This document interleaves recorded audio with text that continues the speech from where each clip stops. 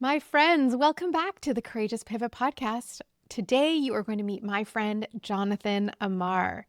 He is a little bit different than most of the other guests. He's a bit younger. He's just, not necessarily as woo-woo, I guess, as some of the people I have on, but he has been a very, very, very important person in my life. And I will tell you why.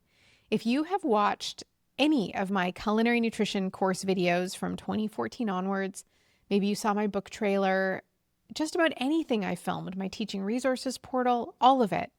Well, he was the one behind the camera. He was the one I was trying to make laugh with all my shenanigans. And he was an amazing audience. He was 20 years old when we first met and started working together. I've often thought of him as my little brother. And I loved working with him and I love him a whole lot. And it's been amazing to watch his own pivot and progress and growth as he's grown up effectively as a friend of mine.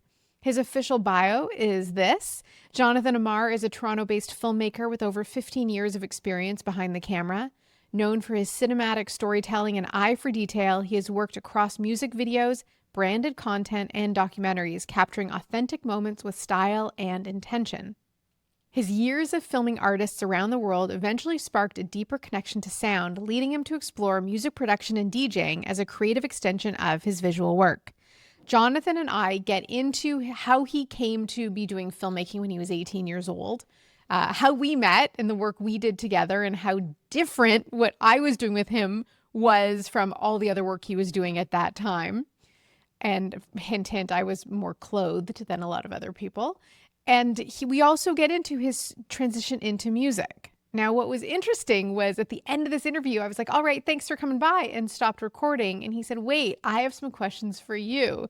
So there's a bit of a second part to this that's tagged on at the end. So we do get into some good stuff throughout the show. Listen till the end for all the gems of wisdom. And I think you will enjoy getting to know Jonathan as much as I have over the years. Enjoy this conversation. Welcome, Jonathan Amar, to the Courageous Pivot podcast. I'm so happy to have you here. Thank you for having me. It's been a while. It's been a while. We have a long history together. We've spent many, many hours together. What I want to share, and I probably will share it also in the intro, was that you filmed every single thing I did from about 2014 until, I don't even know when I quit. When I stopped filming anything new, 2019 maybe? Wow, that's a long time ago. Well, it was a long time ago and we did a lot, and you were the best audience ever. I don't think people realize, you were behind the camera. You were the one I was trying to make laugh Yeah, in all of my antics. and it worked. And it worked. And it was, Yeah, because I had someone do it before and there was a lot of yawning behind the camera, which makes it really difficult.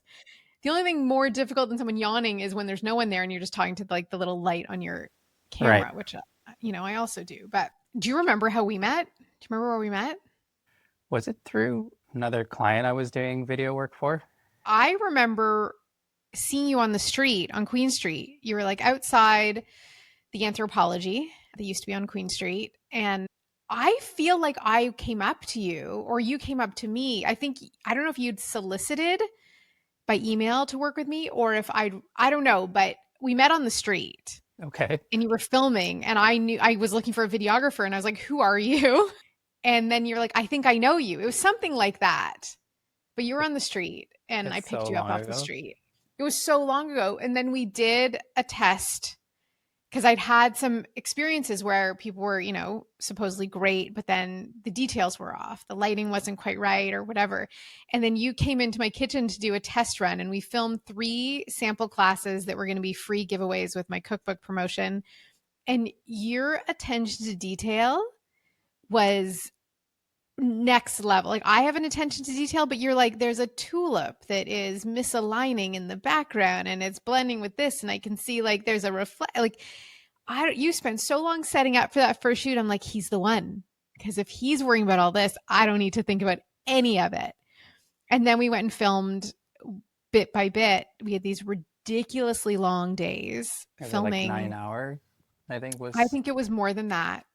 We would film 2 modules, so about 16 to 18 videos in a day because I had no budget. So I was like, let's maximize the equipment rentals and the whole thing. But we filmed since then, like everything I ever did, including book trailers and lifestyle videos, all of it. I forgot we did Um, 3 modules. yeah, Wow. it was Cr- crazy. Damn. The Yeah, days were that so was it. long that I remember it'd be like 3:30 p.m. and we'd only just be setting up to film the second course.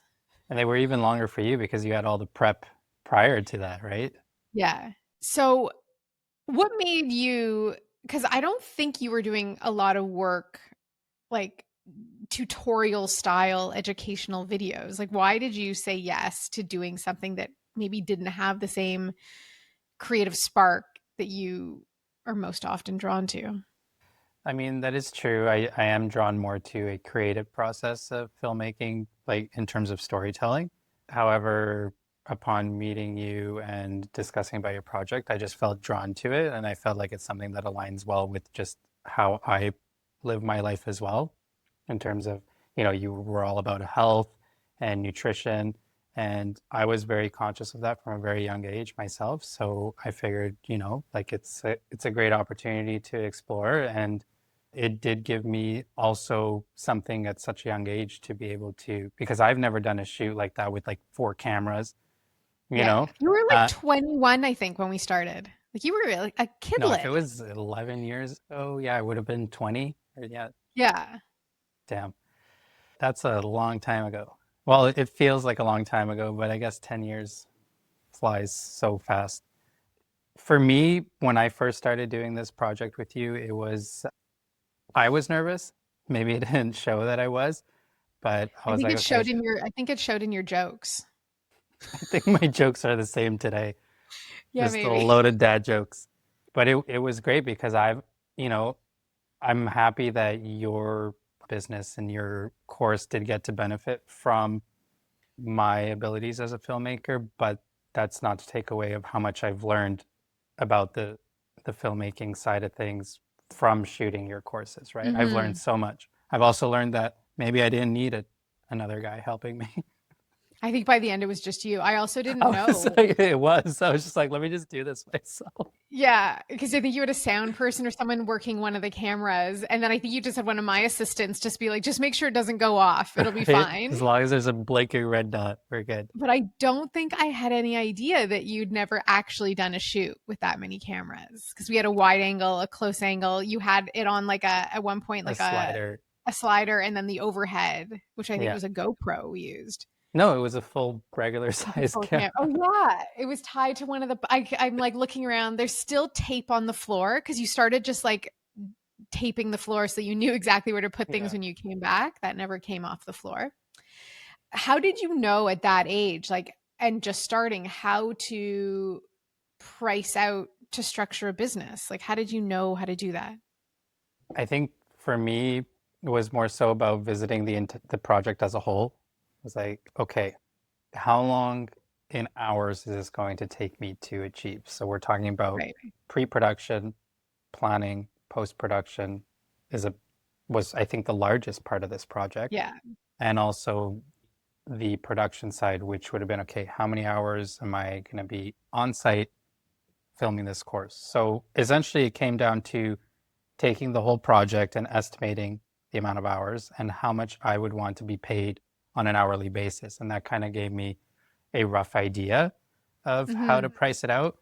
And it's always hard when you're starting out something and pricing things, you feel really nervous. It's like, oh well, what if they say no? Or but at the end of the day, for me was if I could say this number out loud to myself and feel comfortable, then I can present it to the client. If I feel like it's outrageous, then I'm not going to move forward with it. And I think you had a little bit of reservations at the beginning when I first gave you the estimate, Oh, for sure I and did. you're like, oh, I'm going to think about this, and then you're like, well, I remember the email. You're like, you know what? It's worth it. I really want to work with you. Let's do it.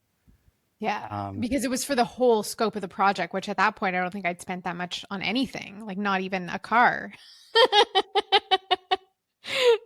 Well, I got the return on my investment. yeah. What do you think when it comes to filmmaking that you're really good at? Like what comes naturally to you as it relates to that? I think what comes naturally to me is framing. Mm, For me, I think that's the first thing. When I look at anything on my, whether right now Instagram is a huge thing, framing has changed to a vertical format, but it's still the same concept. It was what looks good filling that entire frame, right? right. And I feel like that comes so naturally to me more than directing. And it speaks true today as well. I'm watching videos and immediately I'm like, no, like I would have shot this like this, like this, like this. And even today, like I'll go out and film whatever it is I'm doing. Like, for example, I did a commercial for a tattoo shop and Mhm. I've shot the whole thing. I end up reframing like 50% of my shots after the fact, Oh, right? interesting. And a lot of people don't do that. They're like, this is what I have, this is what I'm putting, but you can, crop your shot, reframe it. And for me, the other important thing is what's in the background of your shot, right? And as you mentioned, like I noticed your tulip was, not on the right angle. But for me, it's very important that every shot looks really clean, no distractions, because you're, the main focus is what you're trying to show. If you have all this stuff going on, even in the restaurant industry, it's so common. I look at all these videos, you're shooting even the simple process of making a cocktail. There's so much on the bar that you need to get rid of to make that Mm. shot just clean and appealing to the viewer, right? I'm feeling a little bit judged right now by my podcast set. I think I think it's well balanced. Thank you. Thank you. I left a hole in the middle for me, so I thought I did okay. You just need more depth. Next time, just separate yourself from the wall an So extra 10 feet. what we also have to talk about, because it's the elephant in the room of you and me, is that while you were filming me with my spatulas, making brownies and sweet potatoes and, the wholesomeness of culinary nutrition, you were also doing, I mean, you mentioned like a tattoo shoot, but you were doing alcohol, you were doing, I don't know what it was, but there were girls in lingerie on swings. There was a lot of, we'll call it more risque, ladies over the hoods of cars, which I found so funny. One, because I know you, and, like I often would think of you as a little brother. Like we have a really great relationship. And I'm like, oh, Jonathan, what are you up to now? And then you'd post these like sizzle reels. And like, why didn't I make the cut with my spatula and my brownies? So you were doing work with me, which was like very wholesome tutorial based, and then there was like the nightlife side of your work. I Yeah, don't want to say what you enjoyed more because obviously it was being with me in the kitchen, obviously. but like how did you transition into like because you started working with a bunch of different nutritionists and people in health and wellness, and then we're also doing sort of the counter to that. How did you find those jobs, or how did that work come into your life? Well, I think when you mentioned the more risque stuff, that just kind of happened. People reached out to me like, I want to film this, I want to film that. So it ended up just being something to just jump on the project and do it. It wasn't No pun necessarily, intended. yeah, I Were was you waiting for dating? Were that. you dating any of these women? I was like, when is she going to make a comment about jumping on something? Got it. There it is. I delivered for you, my Right friend. on cue. At the time where I was filming your course, I was also exploring where I wanted to, put my focus on as a filmmaker. And it was all over the place, right? I was doing corporate shoots. I was doing, like you said, mentioned alcohol, those risque videos with no spatulas, just swings. And Yeah. I think that's was just a period in my life where I was like, okay, where do I want to go with this? And there's like all these people reaching out to me. So like, why not just do everything and see what really resonates, right? And I think it's Mhm. been a while since you've seen any swings on my Different no, Instagram. I'm always looking.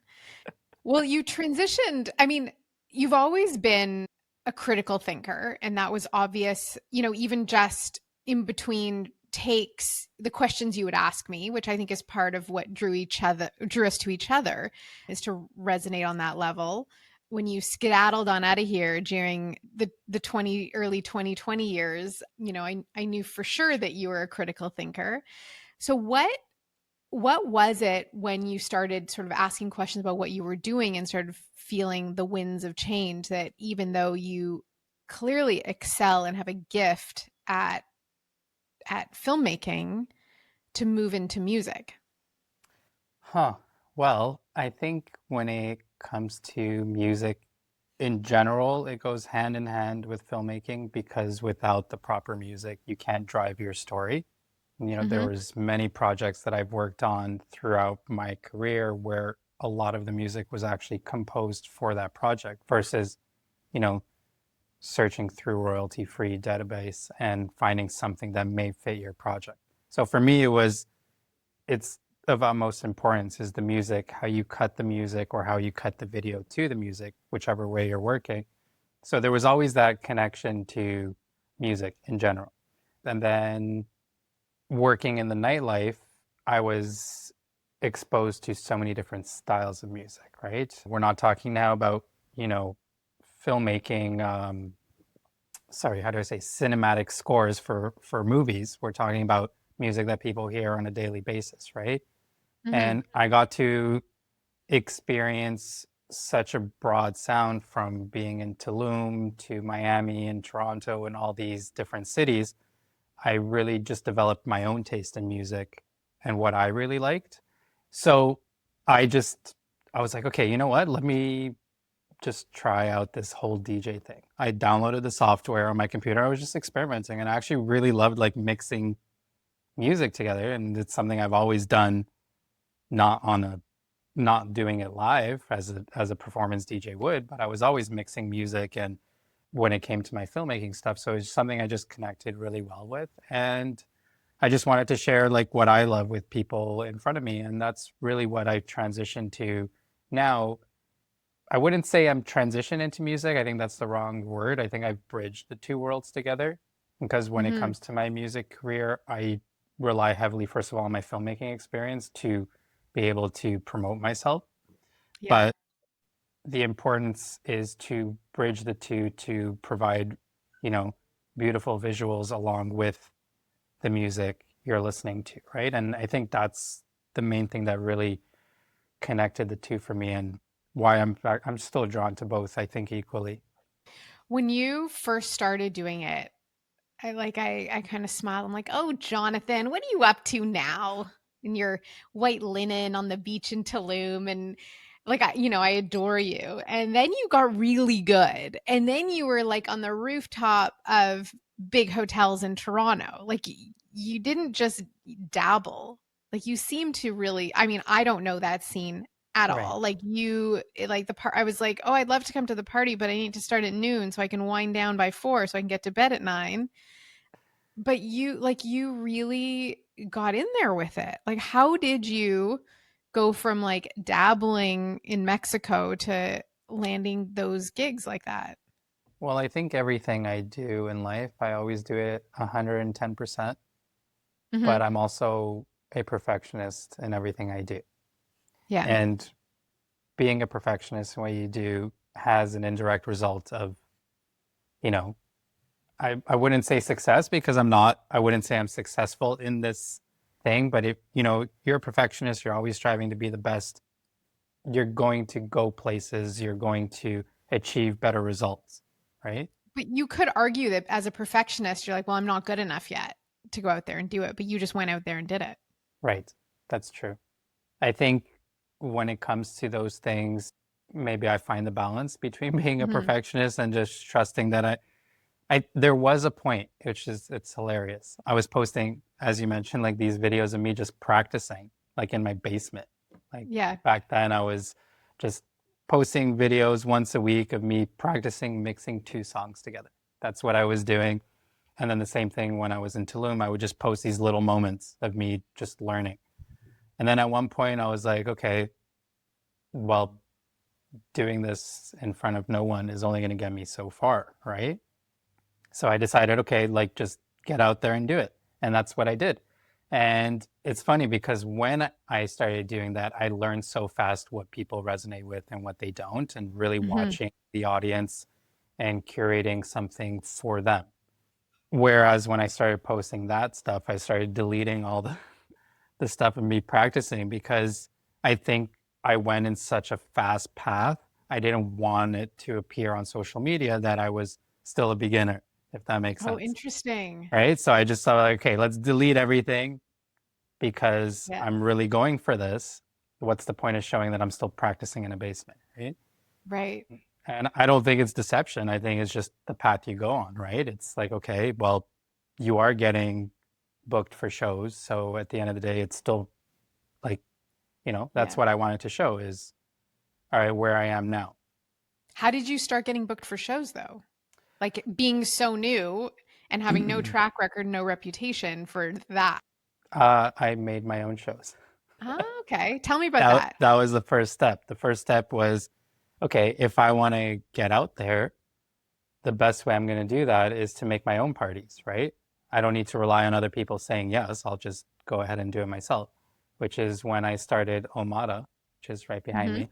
It's hopefully one day going to be a record label. Right now, it's as it stands, it's a music community. And the reason I started that was because when I came back from Mexico, there was so much division in the music industry in Toronto, whereas in Mexico, it's the complete opposite, right? Everybody just supports each other and they all want the best for each other. And they have these communities there where Mm. artists come together and collaborate on projects. They discover new music, they discover new talent. That's what it's made for. That's why I started that here. And I figured, okay, this is a perfect opportunity. If I'm going to have this, let's showcase the artists that are often overlooked in Toronto. And that's what I did. I booked all these like young artists that never really do big shows because they should have the opportunity to showcase their talent as well. It's very difficult to break into this industry. Like, Well, it is. That's why I'm asking this question that like it's very difficult. You were new and then so you would you book out a venue? Is that how you would do it and then promote? correct. I would book out a venue and I would book a DJ lineup and just throw a party. And they were all free events, right? So Yeah. my overhead was really paying the DJs Yeah. and covering the filmmaking side of thing, which I was able to do so easily because I have all the equipment, I have, all the experience to do it. So you were just you were carrying the cost of it then without making money Correct. I was carrying the cost of it for about a year and a half. as an investment into what you were building. Correct. Listen, I'm not going to tell you what to do with your life, but I might tell you what to do with the next 10 minutes when you're done listening to this podcast, and that is to get into a state of coherence. Do you know what that means? Do you know what that feels like? I want to invite you to get free access to my free Coherence Masterclass. This is a guided session. I think it's about 30 minutes in length that will share with you what it means to be in a state of coherence and how to get there. Why is that so important? Well, when we are operating out of stress or fear or anxiety or depression or worry or all those, let's call them low vibration feelings, we're operating in the reptilian part of our brain, the survival mode. When we get into coherence, we move into the prefrontal cortex. That's where we can have critical thinking, solution-oriented thinking, and it is here that we can experience more joy, but also have more creative ideas. How do we do this? Well, we do this by learning how to tap into the power and wisdom of the heart through emotions like love and care and gratitude. It might sound silly, but it is backed by the science, and I will share that with you as well. So head on over to fun.megantelpner.com/coherence to access your free class, or just go to courageouspivot.com where you'll find a link to it. Go and do that, okay? You will experience a shift in how you feel, and this ripples out into the world around you, and I explain that as well in the free class. Now let's get back to the episode. Like that's another thing I think people don't often think about when you're like making these pivots into something new, that even if you're established in what you were doing before, there's going to be quote unquote dues to pay to build up the new thing. Right. And I think that's where a lot of people fall is that either they don't understand it or they don't want to, which if you don't want to, then I think you just don't believe in yourself as much. Some people Mm. don't have the means, and I understand that. But I think there's always a way to achieve something you really want to do. And yes, I had to care. Actually, at the first anniversary of Amada, which was last July, I believe. I don't think it was July, June. June. Sorry, it's so much has Yeah. happened over the past year. That was my first ticketed event. Oh, All the wow. events prior were all me covering all the costs of the DJs, covering the costs of hiring all the videographers because I would perform at all my parties as well.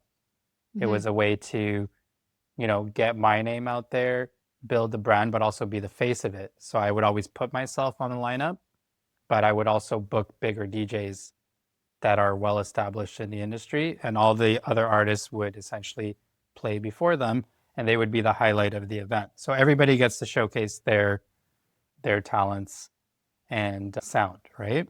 And so and you, through this peer process, you're still doing like, Yes, it hasn't stopped. It's basically has only tripled my workload right. because So, there's the filmmaking, then there's the music, but with the music there's this community.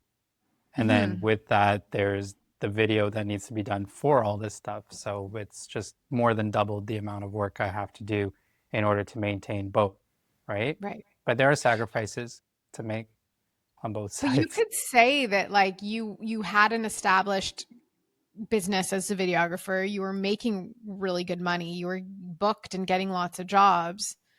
Why take on something else? I mean, just because something is going well, it doesn't mean that that's what you need to stick to the rest of your life. If Mhm. there's a spark of passion inside you, I think you should always pursue it. And people's hearts change over the years, right? For me, I'll be honest with you, I don't ever want to step foot into another nightclub again to film a video. And I don't. I hire people to do it. I can't be bothered. I don't want to be in the crowd, pushed around, whatever. I make it look beautiful, but I really should have done a lot more behind the scenes videos of the reality Interesting. versus Instagram because it's very different. As a DJ, you're kind of in your own space. Nobody really bothers you. You're in the DJ booth. Like you're not really, it's a very different experience. And plus, you're giving something to the people in front of you. But the end goal is not to be a world famous DJ. The end goal is to use me being a DJ to drive the Omada community and record label and eventually start releasing music for other artists and turn Hmm. that into a proper record label that recognizes a lot of artists that are overlooked today, right? So someone could say, well, why do you have to DJ then? There's all these other experienced DJs. Like, did you get pushback as being participating in it, being so new? Uh, no, not at all. Is that sarcasm? Yes, it's a. I've received a lot of pushback when it came to me performing as an artist.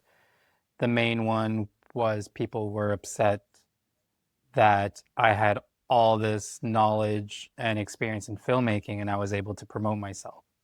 Mm. Like you had some unfair advantage from a skill you had.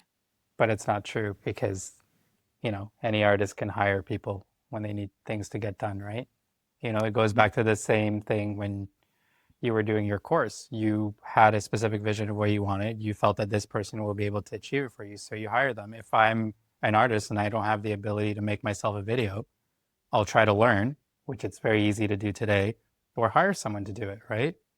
Yeah, I mean, I'll give you more credit than just knowing how to edit a video. Like, I think that what you have and what a lot of people lack is the discipline to work really hard at something until you get the results that you want, you Yeah. know? The other thing is when I started doing this, people the reason they were most upset, I would say, was at the rate that I was excelling at what I was doing. Mhm. That was the biggest point of pain for people that are in this industry, especially in Toronto, who know who I am because they've been doing it for 15 years, 10 years, whatever the time frame may be, and I'm already just flying past them doing all the things that they could be doing, right? And Yeah. that's what I find that happens not only in this industry, it happens in any industry. It's instead of looking within, people are just, trying to minimize or belittle people who are doing what they're doing. I see it every day, especially on social media. And people have no shame when there's a keyboard in front of them. It's crazy what I see. I've been on the receiving end of plenty Yeah, in my time. And I too, like when I created my courses, I was never the most knowledgeable nutritionist, or I'm definitely not the best cook. right, I'm not a chef. And I kept waiting for someone else to do it better. Like, right. but what, it's sort of like what your inherent gifts are, like your ability to make things look really beautiful and like something you really want to be a part of. Like that's a gift that you maybe don't even acknowledge because it comes so naturally to you. It's just how you view the world and how you create things with your work. And my gift, I believe, is just making things feel really fun and silly and making it joyful. And I think that those are the things that when you can express what's in your heart and who you are and bring that to the world, then there's going to be challenges, but the path forward becomes pretty clear.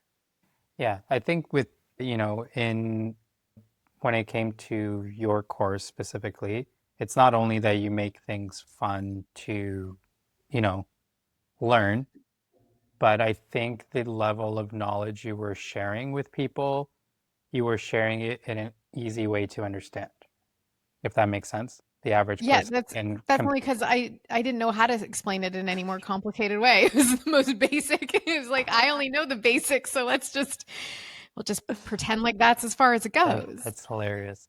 But it Well, worked. It was all you uh, need to know.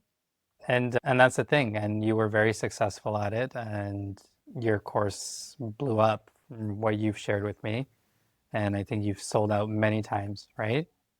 I never reached my goal, but I set really high goals. But I Right, reached the big goal of being able to retire early, which was the long-term goal. right. But year to year, I always felt like I was falling short, which was what pushed me to keep working as hard as I did. Yeah, but I mean, the expectations we set for ourselves aren't always achievable, but it's always great to have them because, you're shooting to achieve so much.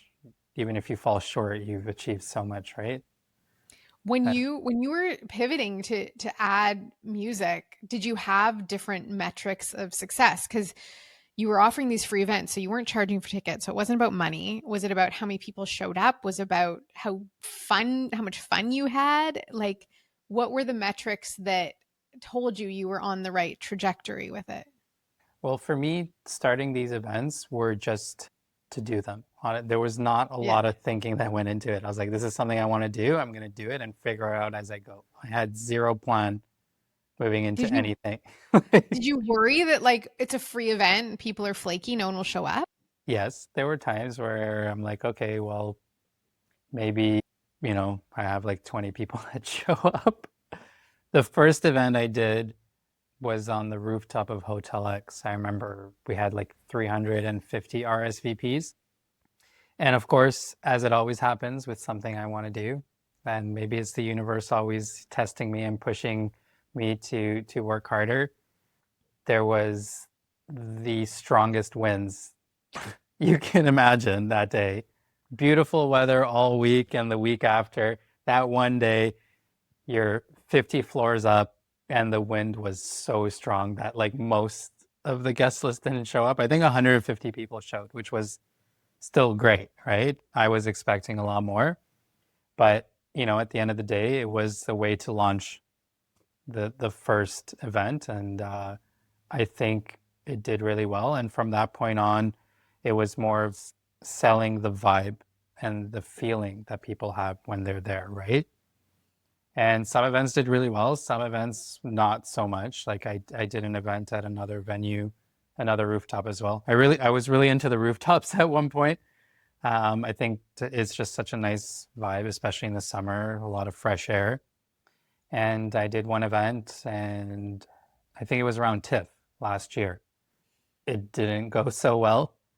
What didn't It was just the attendance, Oh, okay. right? like in terms of the artists, everybody performed well. Everybody who was there had a great time. And I think that's the thing. Like, it doesn't matter how many people show up because you're building something and there's going to be ups and downs with everything, right? I've had events that have had 300 people. I've had events that have only 20 people showed up, right? And it didn't make sense when it happened, right? You had, 250 people consistently, and then the next event just drops Mhm. dramatically, and then the one after that has a little bit more. It's all over the map, right? I think just keep going.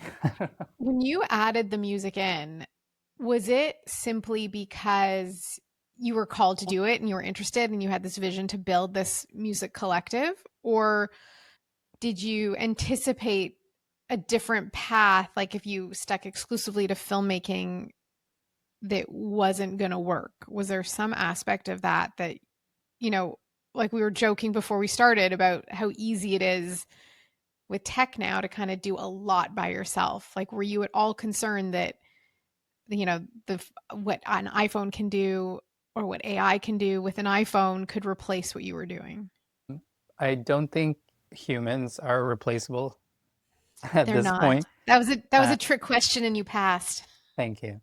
There's many very cool things that AI can do, and I think as a filmmaker, if you use it to your advantage, you can only, you know, improve what you do. But to be honest with you, I'm very against it. I don't use it in anything I do. Even the people I hire, they're like, "Well, why don't you use AI? It's so much easier." And I'm just like, "Well, because I want to do it myself, and I don't believe that I should just trust some automated system to do it." But I do encourage people to use it if it's going to help them. I'm not opposed to it. I just don't choose to incorporate it into my life. The only thing I've used AI for is ChatGPT to write captions for Instagram posts. I'm like, here, come up with something because I just can't be bothered. People don't even read the caption, so does like, but you know what I mean? Yeah. But I had no, to answer your question, I had no plan. I think with anything, I really don't have a Mhm. plan. I just kind of go with my heart and just uh, follow the path and see where it takes me. I can fail, I can succeed, and it was the same thing with filmmaking back in high school. Yeah. I could invest 5 years, 4 or 5 years into going to school, or I can invest it in my business the same 4 or 5 years. So why not do it? Learn Yeah. as you go. You're going to be way farther along than you were if you were in film school. But again, you never know. Maybe film school would have brought other opportunities that I don't have today. But it doesn't matter, Maybe. Oh, I right? interviewed an actor in Hollywood, and she dropped out of theater school after the first year when the professor said, one of you will make it. And she's like, well, that's me. And if I spend the next 4 years in here, I won't be going out chasing Yeah. auditions and getting parts and doing it. And she did make it. So, I mean, there's no one path for everyone. Was there anything in your life through this transition of expanding what you were offering? And, I see it as like really growing up and establishing like a beautiful brand and a business. Was there anything that you lost along the way or that fell apart or that, couldn't come along for the whole journey? Was it relationships or, aspects of what you were offering or even how you saw yourself? I think the biggest challenge for me was being able to run the film business while pursuing something else and still being able to make an income and support my life, right? That was the biggest challenge. And the music thing did hurt the film business In because, that you were splitting your time or correct, I was splitting my time. But, there's two ways to look at it. Did it hurt my business or did it just make me more selective on what I want to do, right? Because the work I'm not taking is not work I even want to be doing anyways. It would pay the bills.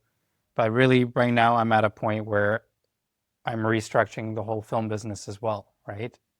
I want to start a family. I don't want to be on the filmmaking side of things anymore. I want to be more on the operations and directing and having all the teams to do that. And honestly, I could have done that a long time ago, slowly build a team, and maybe today I would have a solid team working for me and doing everything that I'm still doing today. But the biggest reason I didn't do that is because every time I tried working with people, I was constantly disappointed, and to no follow their own, I just have super high expectations. And, whether it was I just couldn't find the right person, or, my honesty is too hard for people to handle sometimes. There was so many people who just like, Jonathan, I can't work with you. You're so like harsh. And I'm not trying to be. I'm just very direct, and that's the only way to convey something. Maybe I need to learn to be a little bit more soft. I was never rude, but it's just, it's when you're trying to convey something creative, it's very difficult to just kind of bubble wrap everything for people. It's like, okay, Mhm. this is what I want. I told you this 30 times and you still didn't do it. It just gets really frustrating. So I really need to uh it sucks to say, but I think I need to compromise or sacrifice a little bit on quality in order to be able to scale and be able to start that family and not have to be out at 3 o'clock in the morning filming Yeah. stuff, right? It's sort of that question of like, what are the real like needle movers? Like, what really matters? And I started using the mantra as I grew my business and handed over things to other people was that I think, what was the saying is that 80% done by someone else is 100% better than done by me. Like, even if it's 80% of what I would have done, it's 100% better than me having to do it. And that's sort of, it's tricky because people are like, well, I want Jonathan to do it. Like, is he available? And that's the thing. But I've had those moments where the client was like, well, I paid to have you, right? yeah, And I'm like, well, unfortunately, first of all, there are times where I'm just not available, right? yeah. I have a shoot this weekend for Halloween. I booked someone and I'm still going to be there, but strictly observational because Hmm. I'm there. I need to make that separation now Right. because by the time it's ready to have, like, I'm ready to have a family. I mean, I've been ready for many years, but I'm just saying by the time the family, like, I have children, all that stuff, I need to not be worrying about that transition. It needs to be Yeah. done, right? Yep. And that's where I am right now. I have people that I brought on board to help me source all these individuals. We'll see where it goes. And as the music side of thing, I think, yes, it does take a lot of work, but there's less amount of like when it comes to all the music, I don't need to worry about 90% of the things I worry about in the filmmaking side of things, right? Right.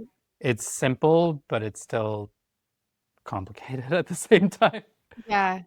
Have you, like, in the span of 10 years, you've gone through a ton of change, and then like 2020 hit, which was another big shift in life. Have you lost friends through this process of your own growth? What do you mean by 2020? You mean, I mean, the division that happened with where right. people stood on how they operated, and you were not on the side of the masses. Neither was I. It's not a secret. So, like, like in the span of your 10-year evolution, I met you when you were 20. So Like, 12 years now. well, we've known each other 12 years now, but like what like has that way about you, which is to constantly be looking for ways to self improvement. You were the first person I think I knew who was like high dosing protein to lift heavy and bulk up. You came in one day, I'm like, you had like 8 chicken breasts and you were huge. I'm like, Jonathan, Uh, who are you? So I guess yeah. my question really is, you know, being who you are, who, seeks perfection, who seeks growth, who seeks new opportunity, who is always looking to evolve and become a better expression of yourself. How has that impacted friendships, relationships in your life? I think it wasn't it didn't affect me as much because I was always very selective on the friends I Mm. had in my life. I've always had very few friends. It may seem like I have a lot of friends, but the friends I actually hang out with, like, I can count on one hand. So I always align myself with people who understand and think the way that I do. I think I did experience a lot of division in terms of professional relationships because some of my clients were on the side of the masses, and, you know, just, or even my view on the world really has changed a lot.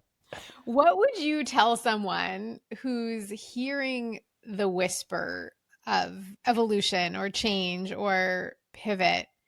but they're terrified to listen. In what capacity? In anything in their life. They've got an established career and they're being called to add something else to it, like you did, or to change directly.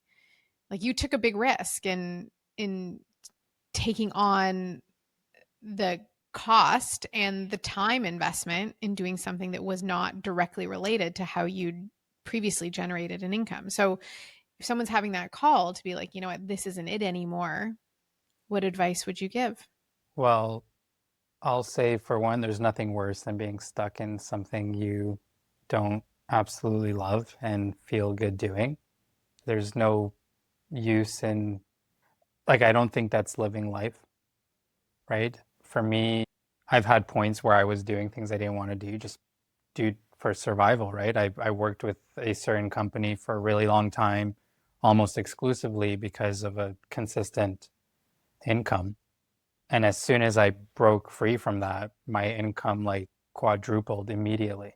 So it's easy to forget about your dreams when you're feeling secure, right? Mm. You're constantly feel like you're protected by your full-time job.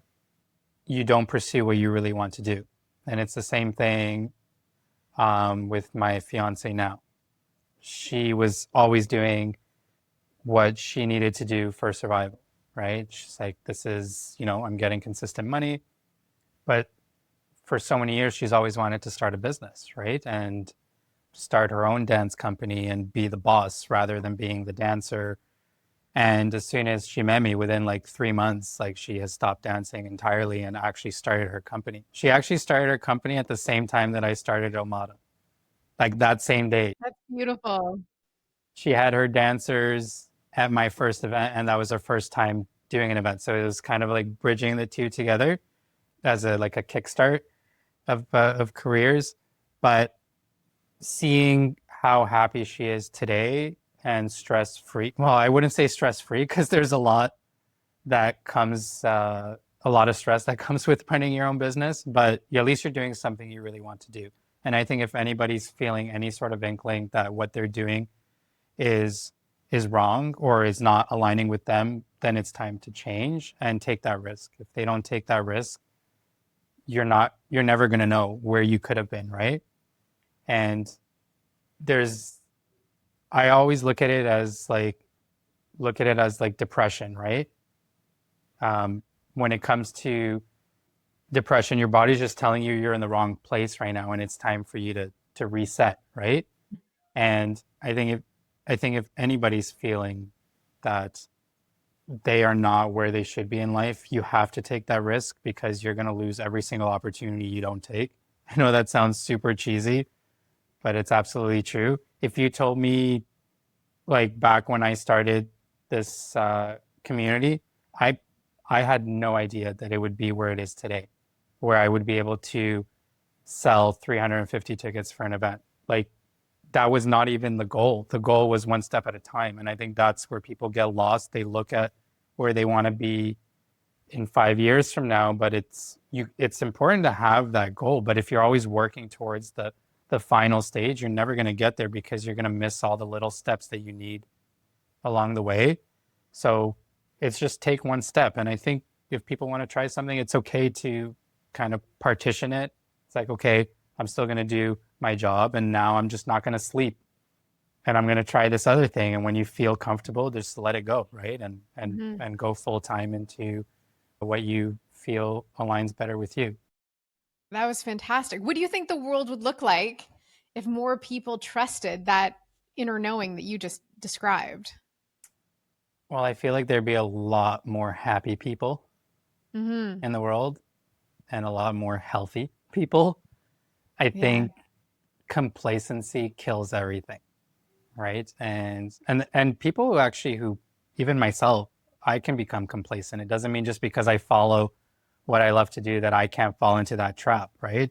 There you have to be able to distinguish that just being self-employed or following your dream doesn't mean like you have it all and like you always need to push and try to do better. And I think if the masses were always following their heart, the world would be a much better place today. Mhm. because the way I think the world is now, everybody's, first of all, everything we see is fake. Everybody's always competing with each other. Nobody knows what's real anymore. I think there's just be a lot more real in the world. Yeah, That's great. That's exactly right. And I couldn't help notice when you were talking about how you're newly engaged, muzzle tough, thank you. and wanting to start a family and starting this new business, and not to sound like an old lady, but I was your age when we started filming for the Culinary Nutrition Expert program. And I'd just gotten engaged not long before that, or maybe I'd just gotten married. But like the wisdom you have now and the beauty you're bringing to the world and the work you're doing is only going to grow because it is from the heart and it is real. Like it's beautiful art that the world needs. So thank you for doing all that for everyone's well-being. Well, thanks for saying that. I I do feel like outside of all that, whatever people do see me trying to do, it's still extremely difficult, and I'm still figuring out so many things along the way. I still don't know 100% where I'm going, and that's the full honest truth. I'm just figuring it out day by day. Who knows? I don't. I know where I would like to see my life go, but I could only just take it one step at a time and explore as I go. Absolutely. That's a great way forward. There's a lot we can do. It's like you think about how much you want to do in a lifetime, but start with today. And if you can make today great and do it again tomorrow, then you're on the right path. Yeah, today is the day.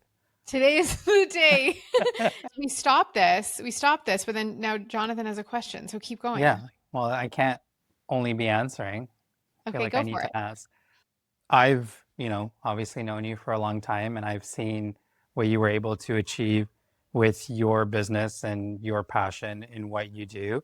And I wanted to ask you is, first of all, would you have done anything differently now that you're looking back at it now? And second of all, is what advice would you give to people who want to pursue what their heart desires and who feel that may not have the motivation to do so or are afraid to do so? Well, would I have done anything differently? Little things. I think I would have taken more of an interest in learning how to run a company sooner. Those lessons came later and they came kind of hard. I think things could have been, and for me, it was, not until after my son was born that I realized how much I was personally holding together that kind of fell apart in the first couple of years. So, like your plan to figure that out now, you and your partner to figure that out now before you have children, like that's a big step. I think mostly I wish that I had just been easier on myself. I kept thinking and waiting for some big quote unquote break. Like I thought when I got the first big break, I thought was when I got on a national television show, and that didn't really do it. And I thought with my first book, like that didn't really do it. It was all of my own effort. And reflecting back now, I also recognize that I don't think I had the capacity to handle any big break, like any overnight rush of success, if you will. Like it was slow and steady. And, reflecting on it, it was exactly what I was capable of handling. I wish that I had known that then and as such been a little more patient and been a little easier on myself. Yeah. That's what I would do differently. I probably there's certain people I probably would have not worked with along the way that maybe Sure. didn't have my own best interests or where I didn't trust my own instinct in those situations. And the guidance I have is to just keep asking questions and tuning in. Like, is this right? And does this align? And does this feel right? And is this, I think a lot of people think about their life and they think about it as like a big picture or big milestones. And what I invite people to do is actually think about their day to day. Like, is this how I want my day to feel when I wake up? Is this how I want my day to feel at the end of my work day or the end of whatever I've done that day? Is this what I want to talk about with my partner when we're going to sleep at night? That's what I think is really important, to not focus so much on the long term goal, though you can have it, but to really focus on the joy of the moments and not let that Yeah. go by. Well, I mean, that's the whole fun in it, right? It's the journey. Yeah. I wanted to just touch on something you said. You mentioned that you wish you have learned certain things sooner, or, like especially when it came to the business side of things. Hmm. I agree, but I also feel that you learn so much better through the experience and the hard lessons, because people can tell you so many courses or advisors and coaches can tell you don't do this, do that. You're never going to learn it as well as you do if you stumble and you get that experience firsthand. So, It's true. Thank you. I'll let that one go then. I don't regret that one. I think it was more just it's really hard to learn how to run a business. yeah, Like you can learn how to be a really good filmmaker, and I could learn to be a really good nutritionist and nutrition performer is what I now look at what I did.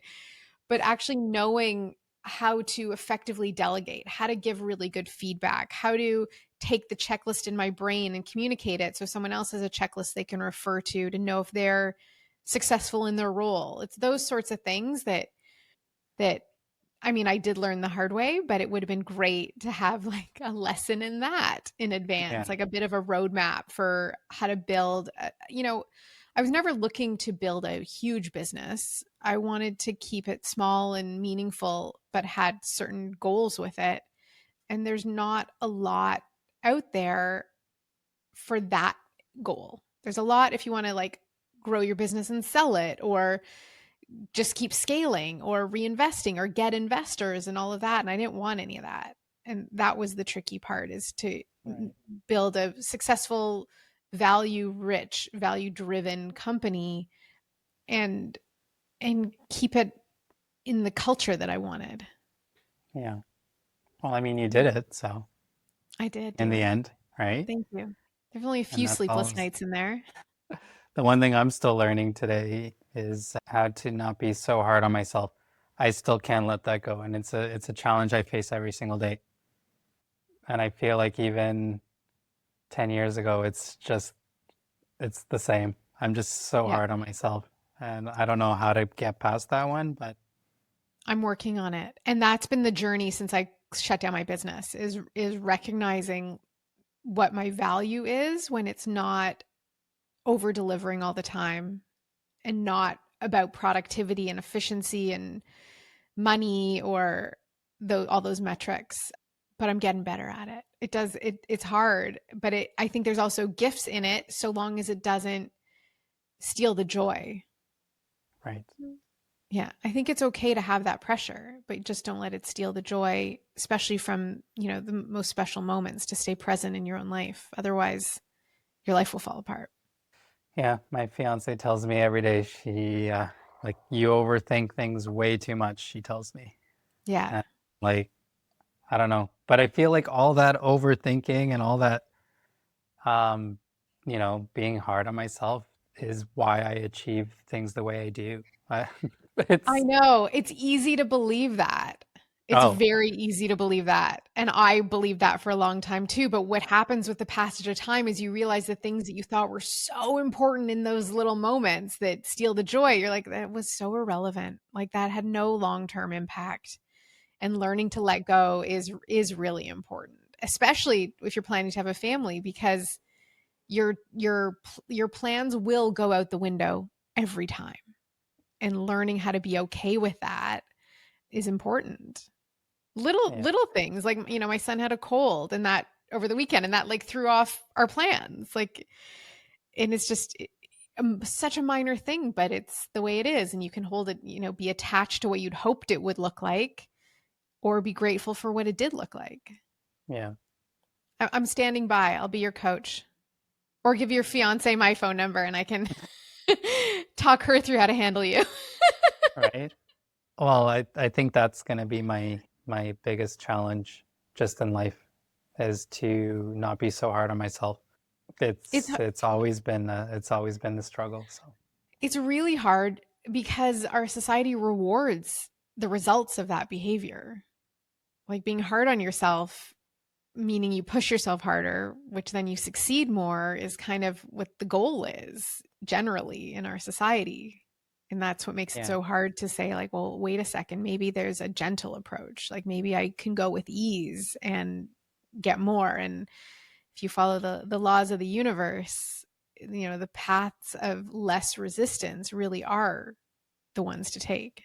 Yeah, it's strange that I still struggle with this because in the moments where I see it instantly. For example, I'll put a lot of effort into something I'm doing, right? And I'm like, no, no, no, it has to be like this, has to be like that. And then I'll do it the week later, right? And something goes wrong. Let's say the first time went perfect, the second time, like, the camera was a little out of focus. I didn't frame it exactly how I wanted to do it. And the client's ecstatic with it. I'm like, this looks horrible. And they're like, this is amazing. And I'm like, I'm way too hard on myself. Yeah. Yeah. My I mean, expectations is I started to learn that like maybe my mediocre effort is still better than most at doing what only I can do. yeah, And I think it's the same for you. that's what I need to do is sacrifice a little bit the effort in order to achieve more and be able to eventually have the team I want to have, right? Yeah. And speak with kindness always. It's the feedback sandwich Jonathan will serve you. It's a feast. Do you know what that is?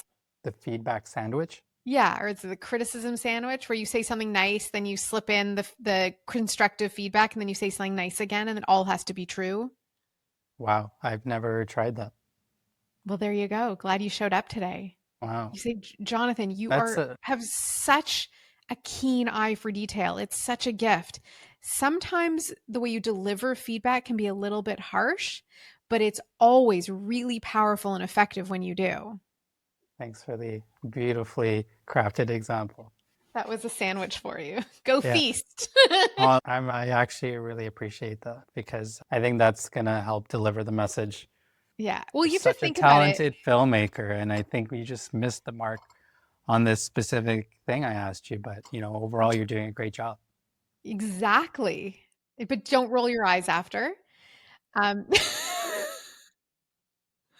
that's just it. And the thing is, no one wants to feel out of alignment with the work they're doing. And if you're constantly giving people negative feedback, it makes them feel out of alignment and they will perform worse and worse. That's just a fact. Like you want people to feel like they're doing a great job and then they'll want to do a great job.